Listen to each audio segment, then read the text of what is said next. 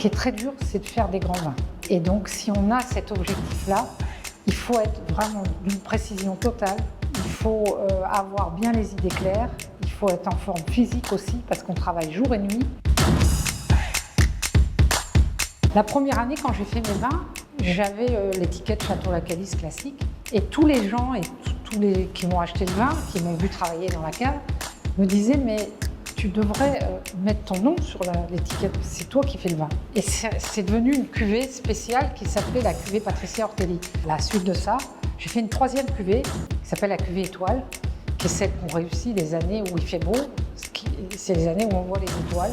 Parce que si on ne voit plus d'étoiles, il n'y a pas de cuvée étoile, parce que ça veut dire qu'il va pleuvoir et que donc on n'aura pas, les vins ne seront pas suffisamment bien pour faire des cuvées étoiles.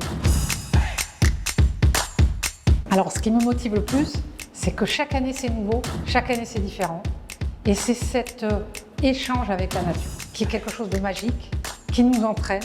On vit au rythme des saisons, mais quelque part ça nous rend tellement heureux, ça nous donne un tel équilibre. Cet échange est tellement magique, c'est la joie de vivre que ça entraîne, que j'aime tant. Alors, il a vécu tout ce que j'ai vécu, puisqu'il a planté lui-même des vignes tout petits, il les a arrosées, il s'en occupait. Il a d'abord aussi développé une entreprise à Paris et il a décidé de passer son BTS en viticulture et œnologie. Il m'apporte des éléments nouveaux. On apprend tous les ans. Tous les ans, on se remet en question. Et si on ne se remet pas en question, il faut arrêter le métier. Parce que c'est grâce à cette remise en question qu'on va étudier mieux ce que nous donne la nature et on va essayer de tirer le meilleur et en s'adaptant à ce qu'elle nous donne. Je lui dirais que c'est une chose passionnante, c'est un métier passionnant et que s'il veut se lancer, il faut quand même qu'il essaye de se renseigner et d'apprendre des choses. Parce que comme je le disais, c'est avant tout un métier qu'il faut connaître et il faut des années pour bien tout comprendre un terroir. Le terroir demande une attention tous les jours et c'est quelque chose de très prenant. Et on ne peut pas faire ce métier si on pense qu'on va le faire à moitié.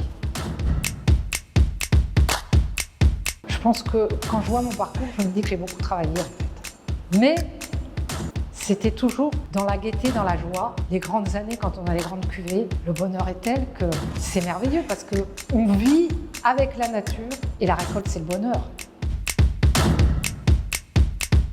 Je suis fière que mes enfants participent maintenant un peu à tout ça et qu'ils s'intéressent à ce que j'ai fait pendant des années. Et puis je suis fière quand j'ai mon vin qui est sur une grande table.